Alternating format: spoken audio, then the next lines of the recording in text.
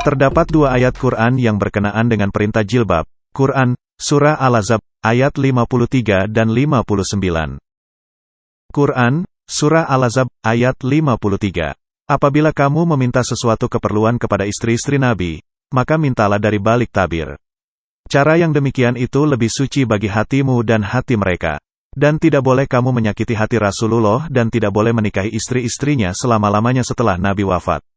Sungguh, yang demikian itu sangat besar dosanya di sisi Allah. Quran, Surah Al-Ahzab, ayat 59. Katakanlah kepada istri-istrimu, anak-anak perempuanmu dan istri-istri orang mukmin, hendaklah mereka menutupkan jilbabnya ke seluruh tubuh mereka. Mengapa Nabi Muhammad menyatakan ayat-ayat ini? Untuk mengetahui sebabnya, kita perlu memeriksa latar belakang kejadian turunnya ayat. Hadis Bukhari Sahih, volume 1, buku 4, nomor 148 menjelaskan latar belakang turunnya Quran, Surah Al-Ahzab, ayat 59. Istri-istri Nabi terbiasa pergi ke lapangan Al-Manasi, dekat Bakia di Medina, untuk buang air di malam hari.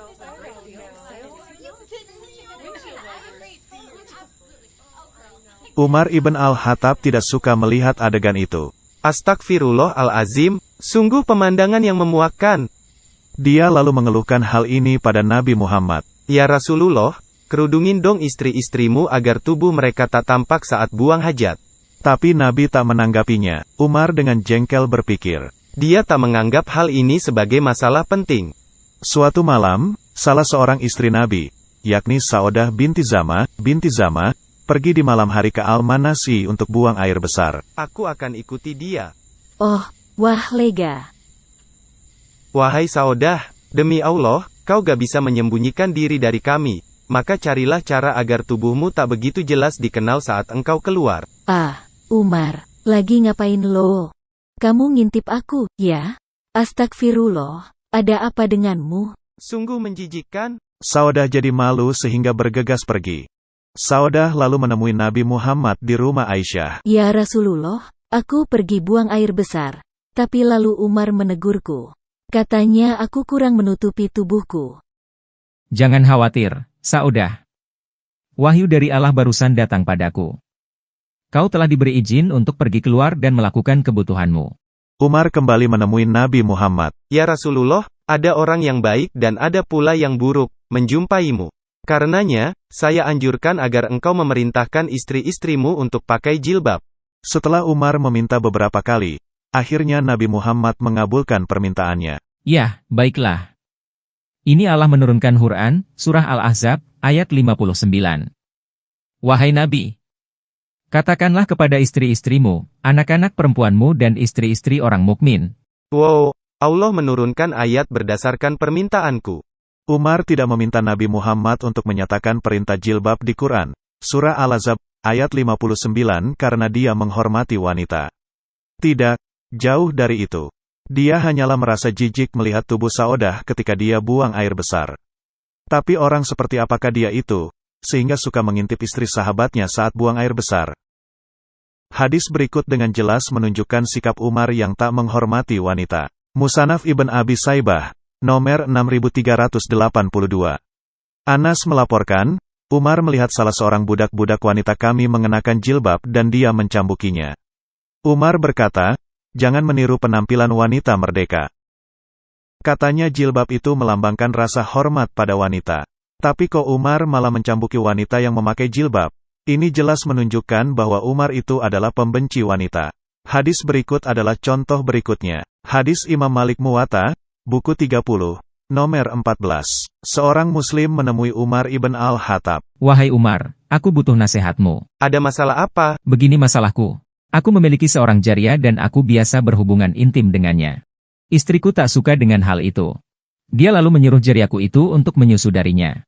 Ketika aku ingin menghampiri jariahku lagi, istriku mengatakan padaku bahwa aku tidak boleh melakukan itu, karena dia telah menyusui jariahku. Dia itu sudah jadi saudara kita sekarang. Engkau tidak boleh menghampirinya lagi. Umar lalu memerintahkan, pukul istrimu dan hampiri lagi jariyahmu. Hubungan persaudaraan lewat menyusui hanya berlaku saat masih bayi.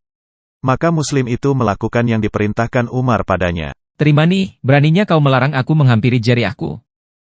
maka dia lalu berhubungan lagi dengan jariyahnya. Umar adalah pria kasar yang tak ragu untuk memperbudak wanita, memukul wanita, mencabuki wanita, mengkhianati wanita, bahkan dia juga menyuruh muslim lainnya untuk berbuat yang sama. Nabi Muhammad juga mendukung sikap kasar Umar terhadap wanita dengan mengatakan, lelaki tak akan diminta keterangan mengapa dia memukul istrinya. Nabi Muhammad dan Umar adalah setali tiga uang. Mereka adalah jenis lelaki yang tak segan menggunakan kekerasan untuk mengontrol wanita di sekitarnya. Perintah jilbab merupakan perwujudan kebencian mereka terhadap kaum wanita. Di bukunya yang berjudul Asbab al-Nuzul Quran, Al-Suyuti menerangkan latar belakang kisah lain dari Quran, Surah Al-Ahzab, ayat 53. Suatu hari, Talha ibn Ubaidillah menemui saudara sepupunya, yakni Aisyah, dan bercakap-cakap dengannya. Nabi Muhammad datang dan dia tak suka dengan apa yang dilihatnya. Jangan pernah datang lagi ke sini dan bercakap-cakap dengan istriku sendirian saja dengannya. Tapi Aisyah kan saudara sepupuku, dan Allah tahu bahwa aku maupun dia tidak melakukan apapun yang terlarang. Tiada yang lebih cemburu daripada Allah, tiada seorang pun yang lebih cemburu daripada aku.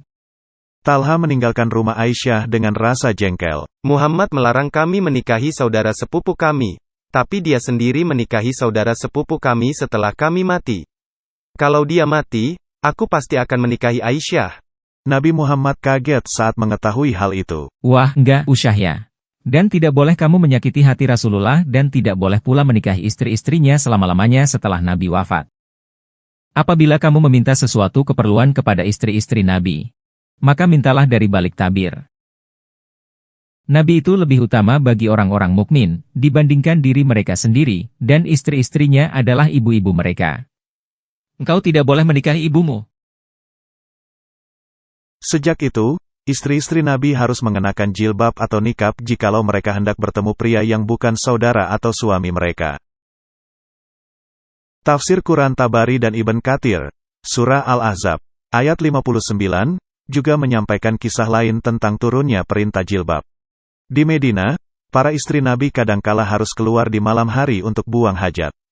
Tiada fasilitas WC di rumah mereka, sehingga mereka harus pergi ke lapangan Al-Manasi untuk buang air. Di perjalanan menuju Al-Manasi, para pemuda berandal mengganggu mereka. Tatkala para istri itu melaporkan hal itu kepada Nabi, dia tidak berbuat apapun terhadap para pemuda tersebut.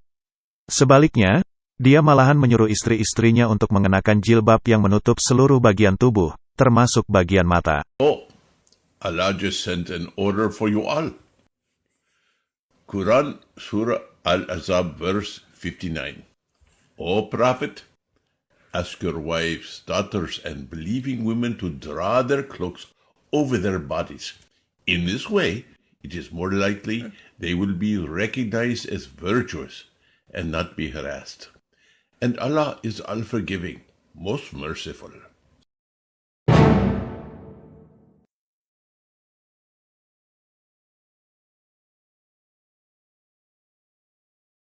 Evaluasi kasus jilbab.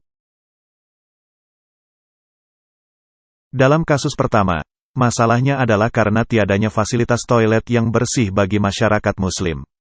Nabi Muhammad tidak melakukan apapun untuk meningkatkan fasilitas sanitasi bagi mereka. Tujuan jilbab adalah untuk menutupi tubuh para istri saat buang hajat di tempat terbuka. Sebagai solusi dari masalah toilet ini, jilbab berfungsi sebagai kakus portabel yang memungkinkan para istri Nabi buang air besar di lapangan terbuka tanpa menampakkan bagian tubuh mereka kepada Umar. Kakus portable ini sudah tentu tidak diperlukan lagi oleh para wanita zaman sekarang, di mana fasilitas toilet yang bersih telah tersedia. Kasus jilbab berikutnya adalah tentang kecemburuan suami yang tak terkendali terhadap istrinya. Tidak hanya itu, Nabi rupanya adalah orang yang gila kontrol juga. Sementara dia dengan bebas meniduri berbagai wanita di sekitarnya, dia ingin memastikan bahwa semua istrinya yang banyak itu akan menjanda selamanya, setelah dia meninggal. Untuk mencapai hal ini, ia menyatakan Quran, Surah Al-Ahzab, ayat 53. Dan tidak boleh kamu menyakiti hati Rasulullah dan tidak boleh pula menikahi istri-istrinya selamanya setelah Nabi wafat. Sungguh, yang demikian itu sangat besar dosanya di sisi Allah.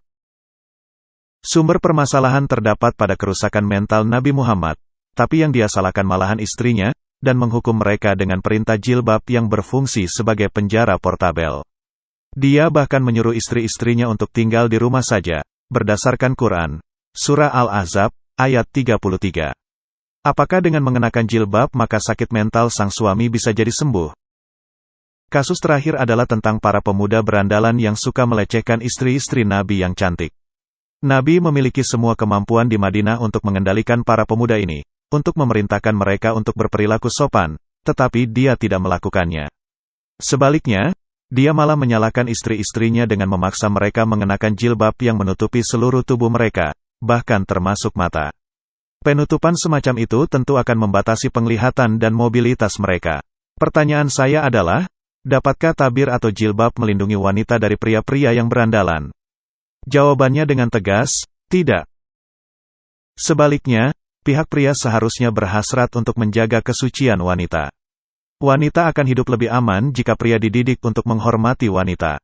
Hanya dalam lingkungan seperti inilah, seorang wanita bisa berkembang. Misalnya, lihat Khadijah, istri pertama Nabi Muhammad. Dapatkah Khadijah bekerja secara produktif sebagai bos perusahaan perdagangan dan transportasi di Mekah, jika dia harus menghadapi begitu banyak keterbatasan yang dipaksakan Muhammad pada para wanita di Madinah? Untuk menjalankan bisnisnya, Khadijah harus berhadapan muka dengan berbagai karyawannya, para pengendara unta yang kebanyakan pria di kantornya. Berdasarkan hukum Islam, dia tidak diizinkan untuk berada sendirian dengan mereka. Aturan semacam itu akan sangat membatasi dirinya untuk menjalankan bisnisnya. Di bawah syariah, Khadijah harus meminta izin dari suami atau anggota keluarga pria untuk bisa berkarir. Hal ini menggelikan karena Khadijahlah yang menafkahi Muhammad selama 25 tahun pernikahan mereka. Khadijahlah yang membantu umat Islam selama waktu boikot di Mekah. Dia tak akan mampu melakukan hal ini jika dia harus tinggal di rumah saja, seperti perintah Quran, Surah Al-Ahzab, ayat 33. Usaha Khadijah bisa berkembang dan dia dihormati di Mekah karena masyarakat pagan Quraisy menjunjung tinggi kebebasan dan haknya untuk mengejar apa yang dia inginkan. Muhammad mengabaikan semua ini, dan memutuskan untuk mencabut kebebasan wanita dengan perintah misoginik seperti Quran, Surah Al-Ahzab, ayat 53 dan 59. Karena itulah, jutaan wanita di negara-negara Islam tidak memiliki kebebasan memilih. Mereka dipaksa mengenakan jilbab oleh hukum negara. Para wanita yang enggan mengenakan jilbab bisa menghadapi konsekuensi mematikan.